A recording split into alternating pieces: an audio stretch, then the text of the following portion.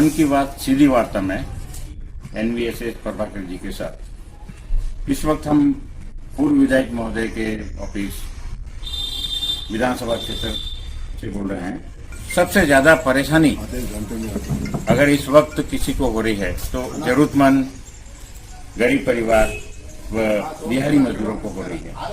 21 दिनों के लॉकडाउन के 19 दिन के सेकंड पीरियड में आज हम 8वें दिन में हैं और इस वक्त जैसा कि आज का जो लेटेस्ट आंकड़ा सर 21,500 के आसपास पॉजिटिव का आंकड़ा पहुंच चुका है और 681 के आसपास करीब मौत हो चुकी है। तो सबसे पहले तो मैं नवभारत समाचार में आपका स्वागत है।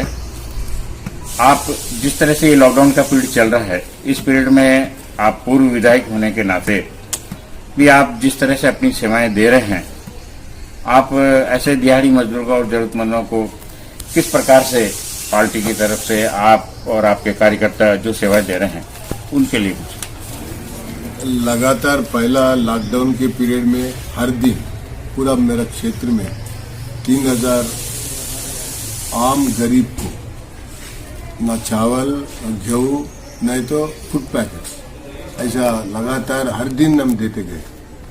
इसमें एक विषय क्या है, मेरे क्षेत्र में ज़्यादा से ज़्यादा हिंदी भाषा लोग हैं और साथ साथ में आंध्र प्रदेश के लोग भी बहुत यहाँ पर है। हिंदी भाषा में आप लोग ज़्यादा देखें तो बिहार के हैं, उड़ीसा के हैं और राजस्थान के हैं और यूपी के हैं, बंगाल के हैं और मराठी के भी हैं। हम हर जगह गरीब कौन है, इस कोरोना के लॉकडाउन से कौन ज़्यादा सफ़र हो रहे हैं, ऐसे फैमिलीज को हमारे कार्यकर्ता के माध्यम से सिलेक्ट करके वो लोग तक पहुंच के वो लोगों को थोड़े लोगों को गेहूँ दिए, थोड़े लोगों को आटा दिए, थोड़े लोगों को चावल दिए और थोड़े लोगों को फूड पैकेट्स दिए और साथ साथ में एक हफ्ते भर जितना चाहिए उतना सामान दे दिए और थोड़े लोगों को दवाई भी दी।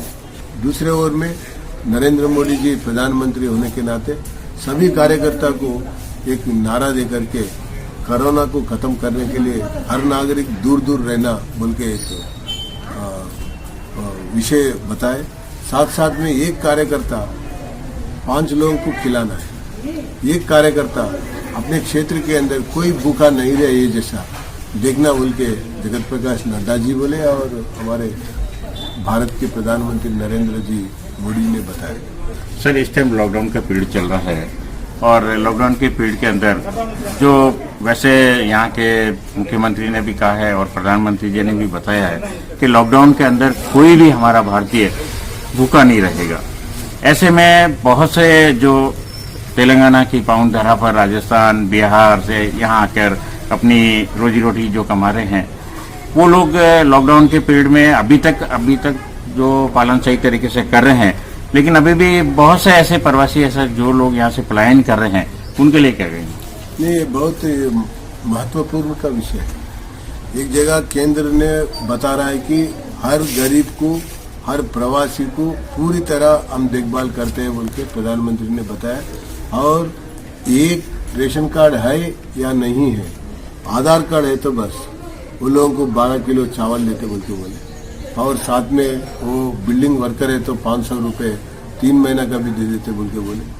और किसान के लिए भी बताए और गैस सिलेंडर उज्ज्वला के नाते से सिलेंडर जो है उसको हम फ्री रिफिलिंग करेंगे बोल के बोले। मगर अपना तेलंगाना के अंदर ये पूरी तरह नहीं पहुंच सका है क्योंकि यहाँ के सरकार केंद्र का जो नीति है, केंद्र का जो जन कल्याण की कार्यक्रम है, लॉकडाउन के माध्यम से जो घोषित किया गया है, उसके बारे में अधिकार यंत्रांग को पूरी तरह चेतना करना है और आइडेंटिफाई करना है। इसमें जीएचएमसी और सिविल सप्लाईज और रेवेन्यू 3 के कार्यालय के बीच में आपस में अंडरस्टैंडिंग होना चाहिए। ये अंडरस्टैंडिंग कमी होने से बहुत लोग भूखा बैठना पड़ा, बहुत लोग गरीब को कष्ट हुआ अपन देखते आए, उसको ध्यान में रखते हैं। हमारे तरफ से जो करने का है हम करते आए और मैं भी कलेक्टर से बात किया और जीएचएमसी के अधिकारी से बात कर रहा, सिविल सप्लाई से भी काम की बात करके एक ही बात बोले, ये तो प्रवासी है, ये तो यहाँ पर काम नहीं है, यहाँ तो लॉकडाउन दिखाई दे रहा है, रेशन कार्ड के बारे में छोड़ दो, जो भी सैंक्शन हुआ है, जो भी आया है, आधार कार्ड देख करके तुरंत आपको दे दो। सर, पराया दुख जो अपनाए उसे इंसान कहते हैं, किसी के काम जो आए उसे इंसान कहते हैं।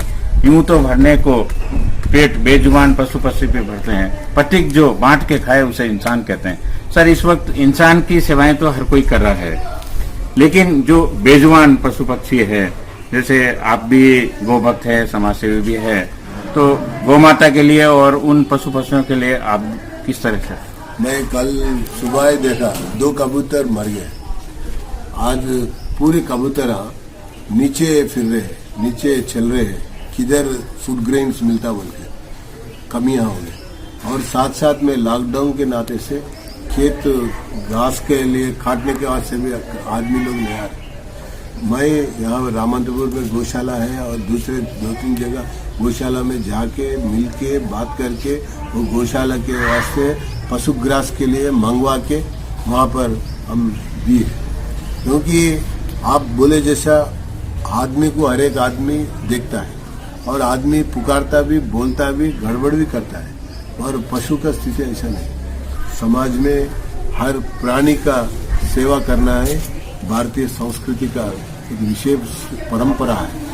मानव सेवा माधव सेवा, सर्व प्राणी का भी सेवा माधव सेवा बोलते हैं, उसमें अपन आगे बढ़ रहे हैं। सर, आप उपल विधानसभा क्षेत्र के पूर्व विधायक हैं और जिस तरह से आप निस्वार्थ भाव से इस क्षेत्र की जो सेवा कर रहे हैं, और हमने भी मीडिया के मार्फत देखा कि आपकी जो सेवाएं, हमने भी बहुत से लोगों से ये निष्कर्ष निकाला कि एनवीएसएस प्रभाकर साहब ना रात देख रहे हैं ना दिन देख रहे हैं, बेजुबान पशु पक्षी और मानवों की जिस तरह से सेवा कर रही है। और अगर आप पार्टी के वफादार सैनिक भी है, अगर भविष्य में आपको इस विधानसभा क्षेत्र से फिर से पार्टी ने टिकट दिया तो क्या आप चुनाव लड़ेंगे? वो तो जरूर है, जब राजनीति में होते हैं तो चुनाव आया जब पार्टी के आदेशानुसार चलना पड़ता है, और पब्लिक की सेवा तो हर दिन चुनाव को संबंध ना होते हुए पार्टी का सेवा, पब्लिक का सेवा करना ही हमारा राजनीति का लक्ष्य भी है। इसलिए हम समाज की सेवा निरंतर करेंगे, एक बात है। दूसरा बात क्या है, आज समाज में ये कोरोना का वायरस भी बढ़ रहा है। शहर में देखो, शहर के आउटस्कर्ट्स में भी देखो बढ़ रहा है। क्यों बढ़ रहा है? एक मरकज के नाते से बढ़ रहा है, एक है। दूसरा क्या है, ये कोरोना आने के बाद बाहर बोलने के लिए डर रहे, बताने के लिए डर रहे। वैसा नहीं रहना चाहिए। कोरोना आया तो बताना, बोलना, वो बिना ना अगर नहीं बताया तो वो 10 लोगों को लग जाएगा, नहीं बोले वो 15 लोगों को लग जाएगा, उससे समाज और खतरे में। आज समाज क्या है? समाज इज स्ट्रगलिंग, समाज इज फाइटिंग, समाज is starving, at the same time समाज इज डूइंग सर्विस आल्सो। इसको ध्यान में रखना, ध्यान में रख के किसको भी कोई भी तकलीफ है तो तुरंत डॉक्टर से बोलना, हॉस्पिटल में जाना, बताना है। मगर आज जो भी फैल गया वो केवल मरकज से आए से लोग से ही फैला।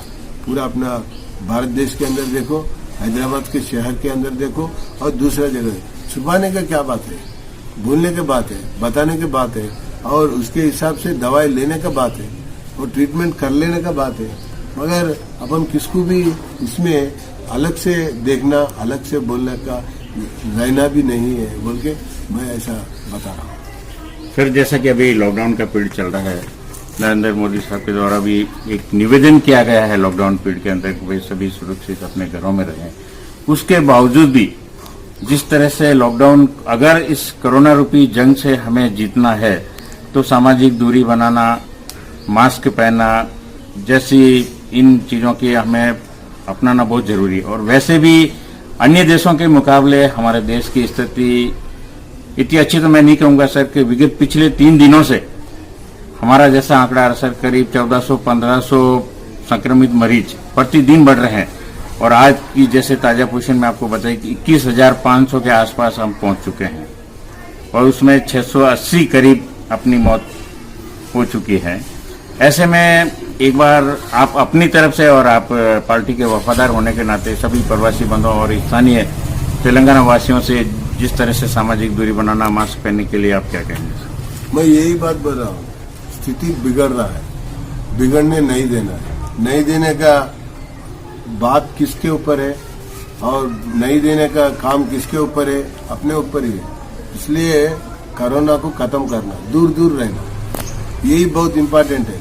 और हर दिन, हर समय, हर व्यक्ति पूरी तरह साफ सफाई में शामिल होना चाहिए और क्लीनलीनेस मेंटेन करना है और नीट रहना चाहिए और साथ साथ में दूर दूर रहना चाहिए। काश पेड़ के कटने का किस्सा न होता, अगर कुल्हाड़ी के पीछे का हिस्सा लकड़ी का ना होता।